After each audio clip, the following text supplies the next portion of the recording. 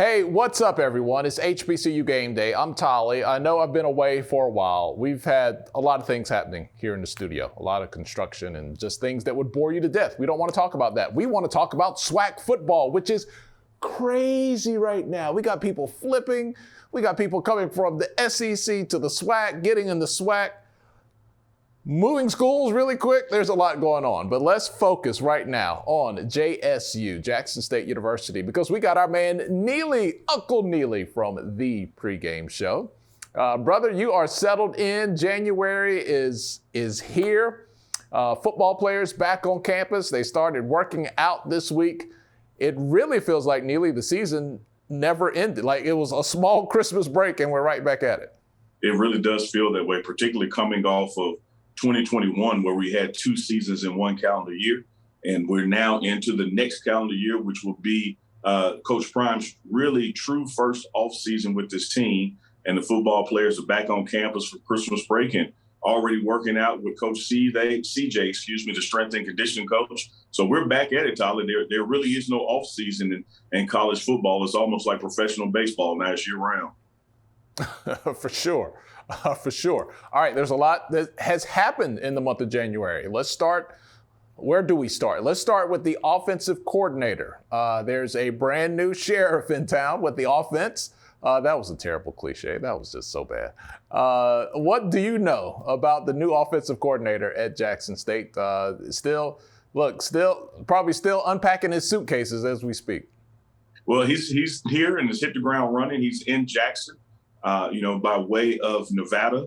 And he is a implementer of the air raid offense, if you will, a disciple of Mike Leach. And one of the things that Coach Prime wanted to do is really get a spark under this talented offense and make sure we're producing 21 points a game and north of that and getting quick points out there. So, Coach Prime is one of those guys, man, operates at a high level, and winning means different things to him than it means to most people. A lot of coaches out there maybe wouldn't tinker with a team that was undefeated in conference play. But he knows that offensively we left a lot of meat on the bone out there in games and wants to go in this direction and make that offense really run smoothly at a high level and put up a lot of points, because he knows defense-wise we're going to be able to hold people 21 or less, probably even 14 or less. So if we can score 21 plus, we're winning every game again. You look at the history of your offensive coordinator. Played football in the Pac-12, a wide receiver. I feel like he just played yesterday. He was playing in the early, what do we call the decade after 2010? The 2010s, the early 2010s. So a really young guy there. And I find it interesting, Neely, when Coach Sanders first got to Jackson State, everybody thought it was just going to be a parade of former NFL players picking up clipboards, and it was going to be all these crazy names that we heard. But this is, I don't know if you want to say taking a chance, but it's definitely coming out of the box, outside of the box that a lot of people thought it would be. Yeah, I think you're hitting it right there, Tolly. It's an assumed out of the box, because a lot of folks made assumptions about Coach Prime, make assumptions about Deion Sanders, make assumptions about Prime Time, as he was known in his marketing persona. But the guy in all 3 of those personalities is very calculated, very thoughtful in his decision making, and has rhyme and reason for everything that he does. And you see that trend happening in the NFL with younger head coaches that are moving around and shuffling the past 5 years, particularly those who worked in analytics or quality control, as it's named, at some of the Power 5 schools. So you have this coach who was an offensive guru, offensive mind, if you will, under that Mike Leach coaching tree and of knowledge in the air raid system. And so Coach Prime wanted to go with it to make sure our offense is not leaving, as I said before, their proverbial meat on the bone and capitalizing off of every opportunity to score. Well, Neely, you would think that when you have 2 of the top 5 wide receivers in the country coming in as true freshmen, I'll say that again, 2 of the top 5 wide receivers in the country coming to Jackson State as true freshmen, I think you'd probably like to pass the ball. I don't know, maybe a reach. No, I think that it isn't a reach. I think this is all calculated. You see the upgrades that we're making in the offensive line, the linemen that we have coming that we've signed. is a tremendous upgrade for the protection that will be for Shedeur Sanders. Now more weapons on the outside for Shedeur Sanders. And now an offensive mind and play caller that's in that same regard to maximize this talent, this once-in-a-generation talent that you have on the same team at the same time in the SWAC. It all goes hand in hand. But here's something I don't want folks to miss out there in the HBCU space, whether it's Thee Pregame Show or HBCU Game Day. This air raid concept still has a lot to do with defense and the conversations that Coach Prime had with his defense coordinator, Dennis Thurman, because one thing that happens when you run the air raid successfully, your defense is on the field more because you're scoring faster. So you have to have a defense that can complement your offense, that can play an extra 10 or 15, even 20 snaps a game than they're used to, because when it works fast and your defense is right back out there. So you'll see upgrades on the defensive side of the ball with some of the players that we lost. You know, you have a James Houston who declared for the draft and a Keontae Hampton who declared for the draft. But you have other linebackers coming right in immediately that fill that void just as well, if not better, in these new schemes that are being developed. Yeah, you got some big transfers in the last couple of weeks through the portal. Antonio Doyle comes in from Texas A&M. You got the kid Davis from Middle Tennessee State, who's from Greensboro, North Carolina. North Carolina in the house. So look, that portal, man, has been good. But Coach Sanders said he has a philosophy of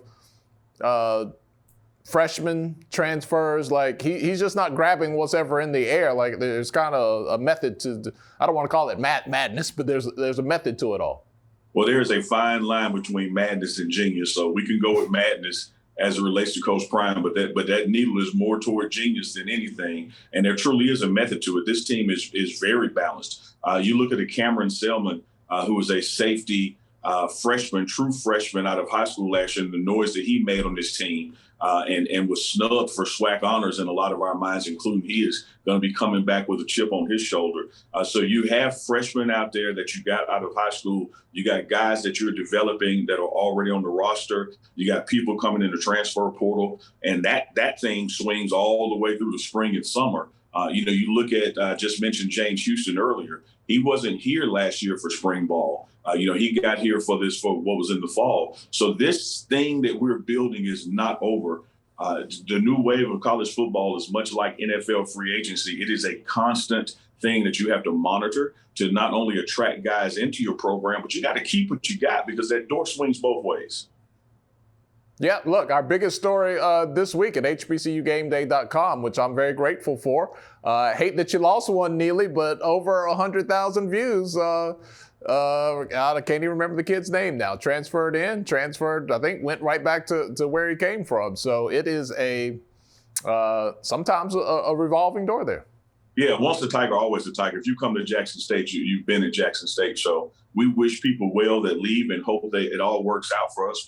We are fans of young Black men achieving in life and the opportunities that come with freedom of choice. So it's not something that offends us when someone leaves. It's just something you have to manage in this new era of college football with the transfer portal. It goes both ways. You can attract people in, but sometimes when you attract people in, people see that competition and maybe think the grass is greener somewhere else and rather go somewhere else. So we wish them the best. But we focus on the guys that are here and focus on the guys that stay here. And this offseason, when you look at what will be another historic signing class by the time we officially get to signing day, probably going to supersede the first class, Coach Prime's first class, in notoriety, if you will, or stars, if you will. And with the transfers coming in, he's really reloading this team to go undefeated and win that Celebration Bowl. The goal is always SWAC Championship, Celebration Bowl trophy to run all the way through Atlanta.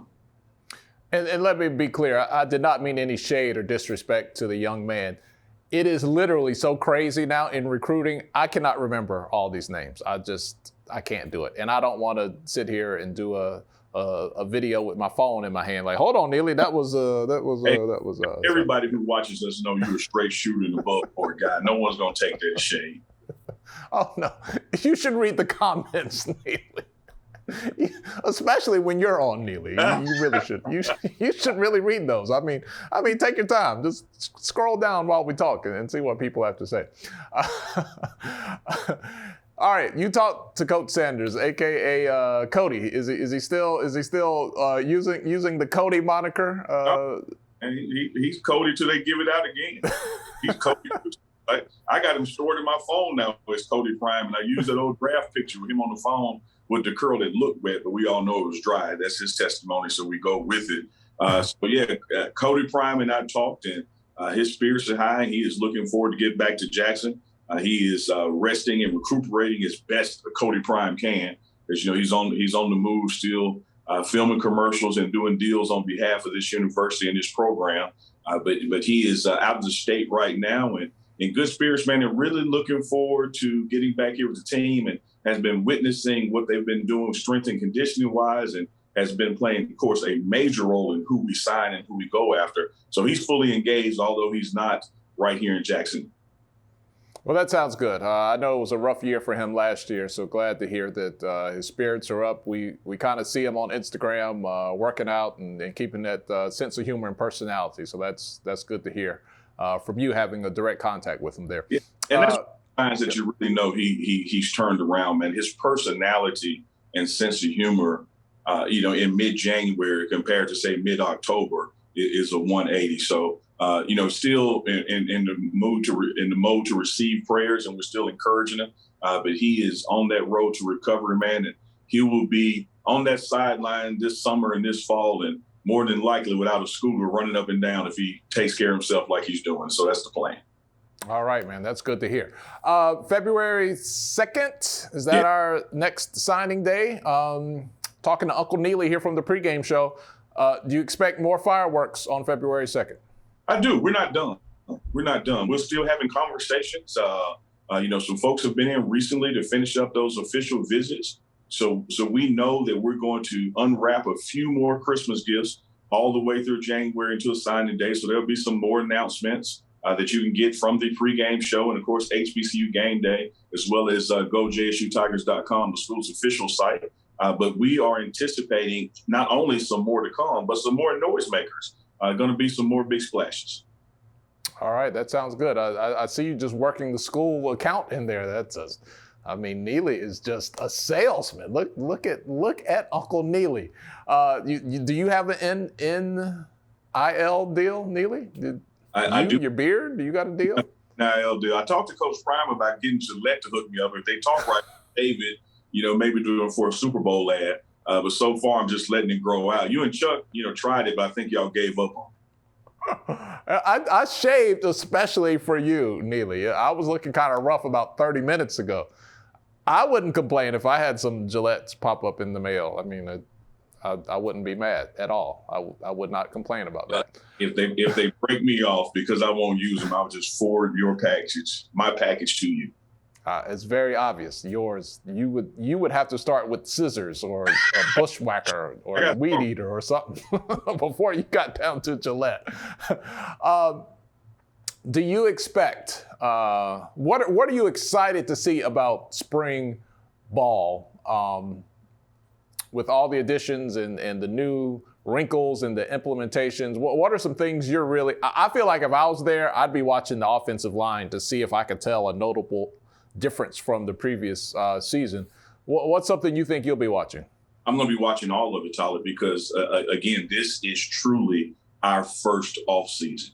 Coach Prime was announced September 21st of 2020. He got to Jackson, mid-December of 2020. He started really boots on the ground January of 2021. We played our first football game February 21st, 2021. We played our last football game December 18th, 2021. The guy has not had an off season where you're putting in installs and strength and conditioning work and evaluating and moving pieces around. So I am looking forward to that phase of Tiger football, to be able to see that. And you're exactly right. Stuff like the offensive line play, to see if we're truly upgraded as we go into that spring football game that first week of April. But now you get to see an off-season management system of Coach Prime and his assistant coaches, which is something we did not have last year because we played spring football, which ended about April. We went right back into summer training, which starts in May, and then on the road Labor Day weekend. But now we got an off-season.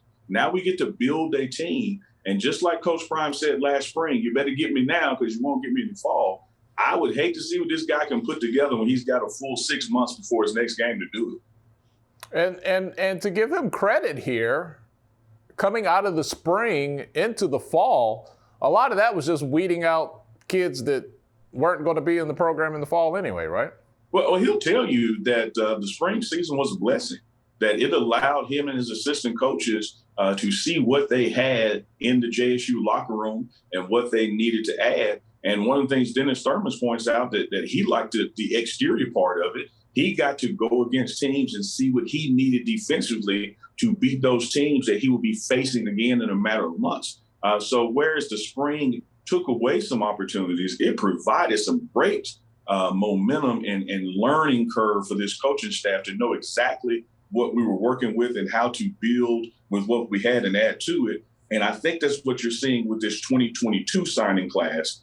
Complementary pieces coming in, replacing and filling some voids of those who are leaving, but also some upgrades across the field, unit by unit, whether it's special teams in the kicking game, whether it's the offensive line, adding in some receivers, adding in a new offensive coordinator, and upgrades at linebacker and defensive line play. The Tigers are really poised to be a better team than they were last year, a team that went undefeated in the SWAC. Again, I don't remember names, but Coach Sanders got a kicker out of Georgia this week, maybe like yesterday. Yeah. Kid down here from I read it in the Gwinnett County Examiner or something like that. But a kid that I think hit 58 out of his last 60 field goals. Don't quote me, but it was something amazing like that. Strong. Everybody doesn't get excited about a kicker, but boy, when you need them, man, you really need them. That was one of the things that was missing this spring is, we probably played 3 different kickers to give guys an opportunity. Or in Coach Prime's words, he gets the same opportunity to miss as the other guy did, so let him try it.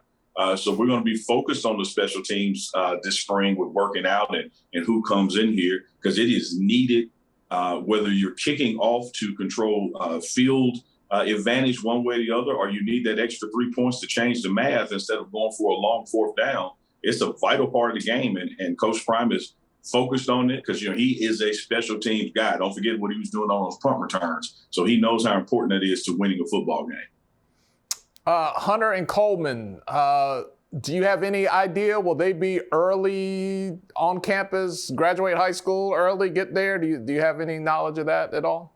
Yeah, they should be just like Shedeur Sanders was. They should be here this spring, having finished high school already. As you and I talk now, they are in Hawaii playing together in a bowl game.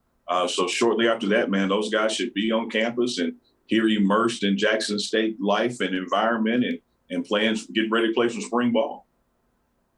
How many wide receivers? You lost Corbin, right? You lost Corbin. And Josh Lanier, a.k.a. Lotto. You lost those 2. Okay. So you got Weidman. You got those 2 coming in. Coleman and Hunter. That's some horses on the outside, man. And the slot. And you know what? We need more. So if you're watching this and play receiver, want to come to Jackson State University, you slide in good old Uncle Neely's DMs, and we'll get you taken care of to the right. Neely, are you on the staff? Neely, you've already plugged the school website. Now you're trying to recruit people. Are you officially on the staff, Neely? I am not, but I bleed blue for these clubs. So recruitment is everybody's job. This is why they kill me in the comments. They think I drink the Kool-Aid. I just want people to have access to your knowledge, man. And vouch to the fans out there of HBCU Game Day as well as the pregame show. I have served up magnificent pictures with ice on the top of the Coach Prime, I believe, Jackson State Kool-Aid, and Tolly in his fair and balanced journalism refused to drink. So, no, he has not partaken of the Kool-Aid. He's just building the HBCU brand, man. And what a better place to start than Jackson State University. Oh, hey, look, y'all, you guys keep it popping, man. But there's a lot of company in the keep it popping category. Oh, yes. Southern, man, they have really picked up in the last week. Hugh Jackson over at Grambling. Who dat? Neely, he just flipped the kid from Southern like today.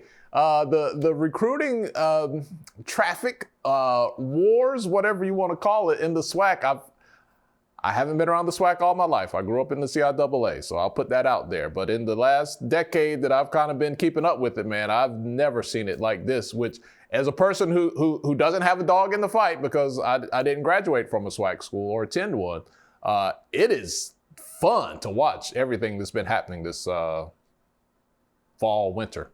It has been fun, and it really harkens to the glory days. I can remember when Jimmy Smith, who was the Jacksonville Jaguars leading receiver, 5th in scoring in Jacksonville Jaguar history, and in their ring of honor, the pride of honor, if you will. I remember when he was a receiver for Jackson State, he was being guarded down there those Saturday nights in Baton Rouge by Aeneas Williams, who was an NFL Hall of Famer cornerback. You had NFL talent on every roster in the SWAC up into those mid and even late 80s.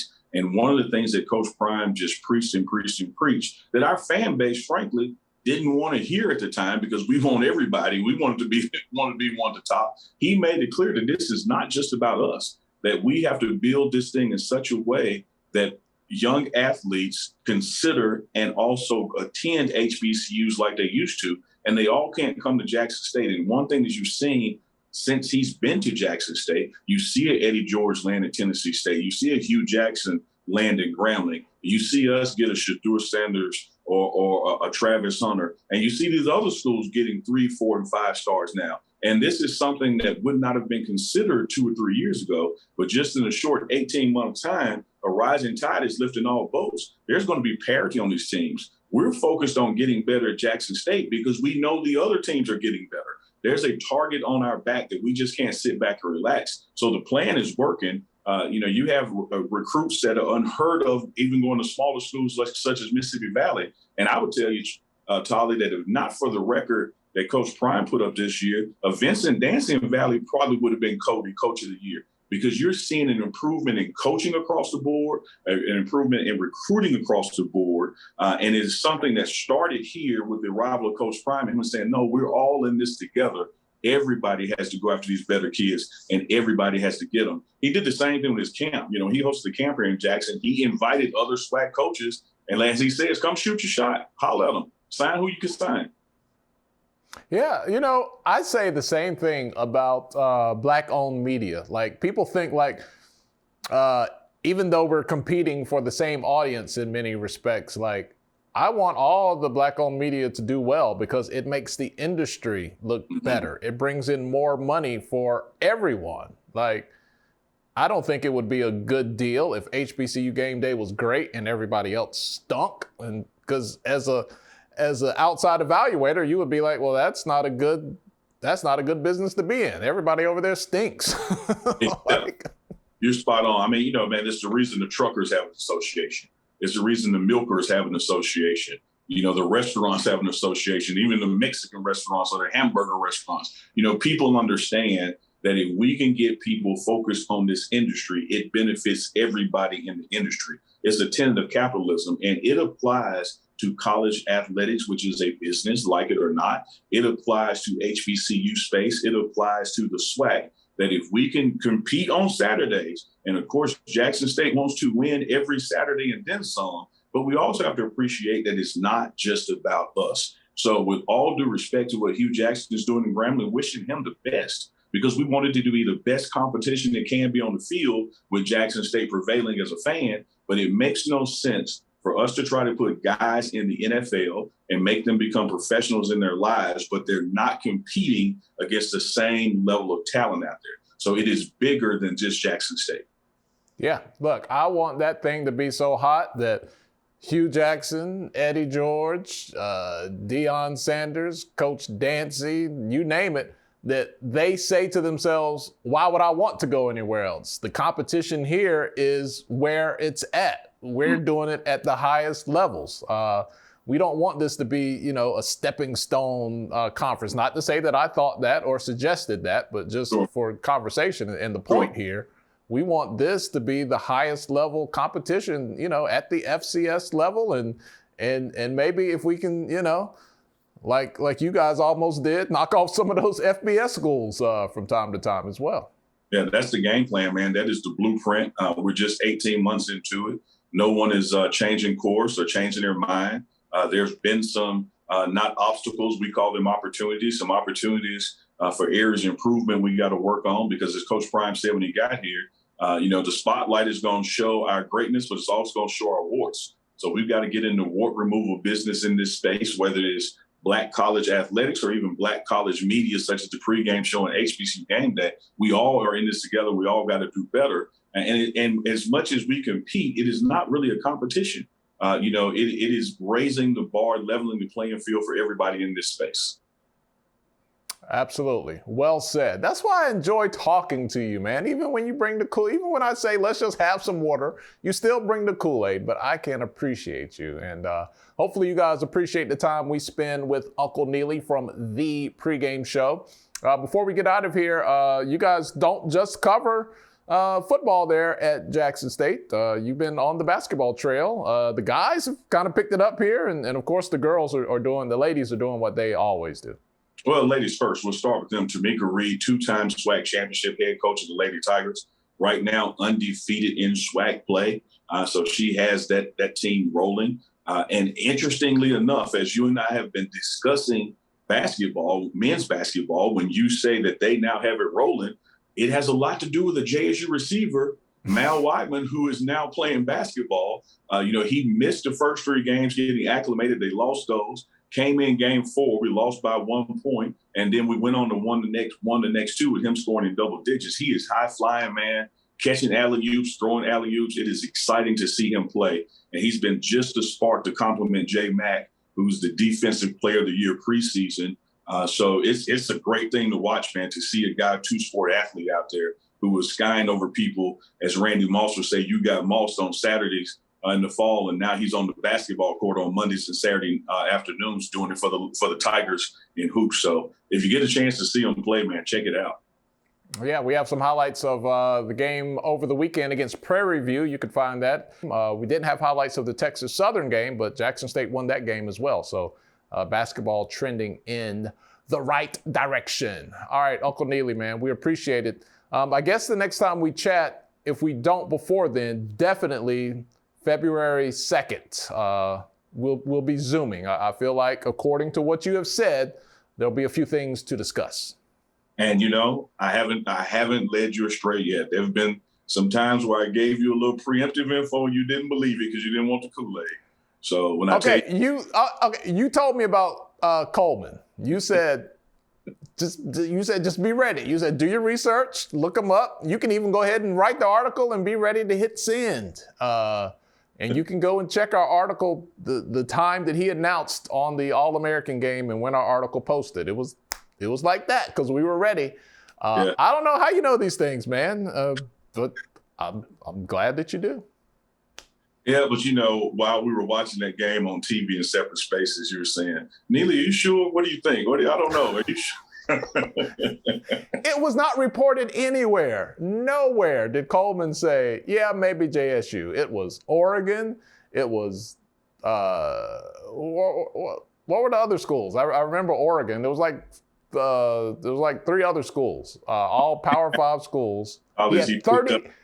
He picked up that hat with the J at the end of the table. So he had 35 scholarship offers, none of them from Jackson State. But you told me to be ready. And when I saw that J on the table, when they came back from commercial break, I said, dang, that Neely, he did it again. So I'm trying. Look, I play the lotto all the time. Can you help me there? I would go with 1400, 1877. Play 14001877. 1400 is Jackson State's address. 1877 is the year we were founded. If you have 2 more numbers, pick 2 and 1, 21 for Coach Prime. Winner! I'm definitely not drinking that Kool-Aid. I don't like that one. You could have mixed it up a little bit. That is straight Kool-Aid there.